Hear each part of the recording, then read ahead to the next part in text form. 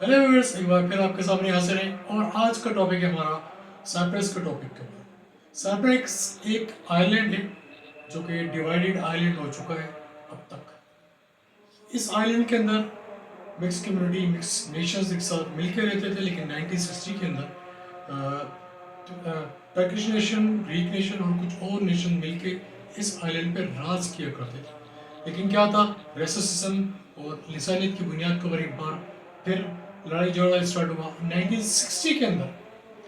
क्योंकि वहाँ पे टर्किश आबादी भी एक मेजॉरिटी की सूरत में रहती चली आ रही है।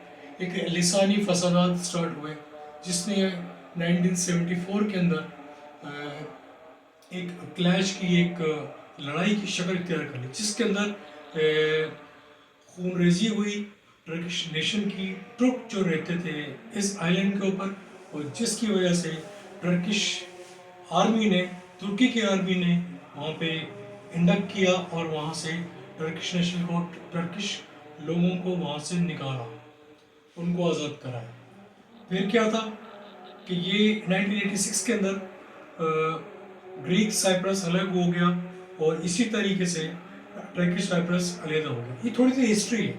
और 2004 के अंदर जर्मनी की सपोर्ट के साथ, क्योंकि ग्रीक ने ये रटाई थी कि तुर्की हमला कर देगा, ग्रीस को ख़त्म कर देगा, ग्रीक साइप्रस या सिप्रियट को ख़त्म कर देगा, वगैरह वगैरह। इस डर के साथ 2004 के अंदर साइप्रस, जो कि ग्रीस का हिस्सा है, वो यूरोपीय यूनियन का हिस्सा भी है।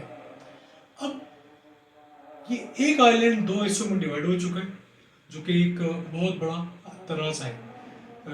टर्किश साइप्रस को सिर्फ तुर्की रिकग्नाइज करता है और पूरी दुनिया उसको रिकग्नाइज नहीं करती, लेकिन ज़्यादातर एसेट्स जो हैं वो टर्किश साइप्रस के पास मौजूद है। यही वजह थी कि ग्रीस और ग्रीक साइप्रस ये काफ़ी टाइम से इस नेगोशिएशन में लगे हुए थे कि हम ये यूनाइटेड साइप्रस एक बार फिर दोबारा से बना लें। यही वजह थी कि कोफी अन्नान, जो कि यूनाइटेड नेशन के करता धरते थे, उनकी सरबराही के अंदर काफ़ी सारी मीटिंग्स हुई, बैठक हुई कि इस यूनाइटेड साइप्रस को एक बार फिर हम यूनाइटेड बनाए, लेकिन वो चीज़ हो नहीं पाई।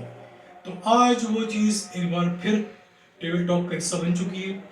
आज ही के दिन ग्रीक साइप्रस, टर्किश साइप्रस और इंग्लैंड, यूएस और यूएनओ के करता धरता ये एक साथ मिलकर बैठे हैं और नेगोशिएशन टेबल को एक बार फिर इस प्रोसीजर को, इस मैटर को, इस प्रॉब्लम को आगे बढ़ाने की कोशिश कर रहे हैं। लेकिन थोड़ी सी तवज्जो इस बात पे हमें करनी चाहिए कि क्यों ये साइप्रस, ये आइलैंड टर्की के लिए बहुत ज़्यादा इम्पोर्टेंट है। मैं वहाँ रहा हूँ, मैं वहाँ गया हूँ, लोगों से बातचीत की है।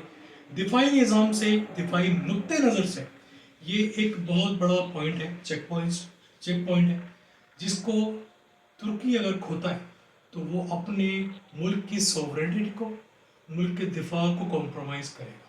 यही वजह है कि तुर्की इस साइप्रस के इस आइलैंड को, जो उनके पास कब्जे के अंदर है या उनके पास है, उसको छोड़ना नहीं चाहेगा।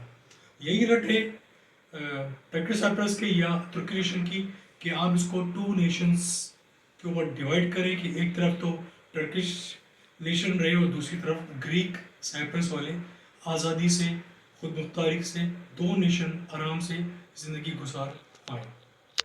यही वजह है। लेकिन इसके बरक्स ग्रीक साइप्रस और साइप्रस, जो कि ग्रीस का हिस्सा है, वो ये चाह रहे हैं कि इसको यूनाइटेड करके एक बार फिर रूल आउट करें और फिर अपनी मनमानी करें।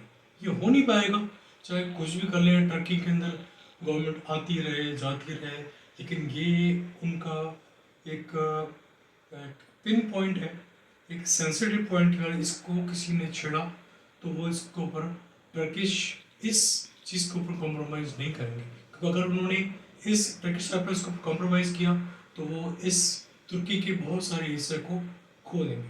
तो एक छोटी सी इन्फॉर्मेशन आपके साथ शेयर करने की कोशिश की है, इन्फॉर्मेशन देने की कोशिश की है। उम्मीद है आपको वीडियो पसंद आएगी। मिलते हैं अगली वीडियो में। Thank you.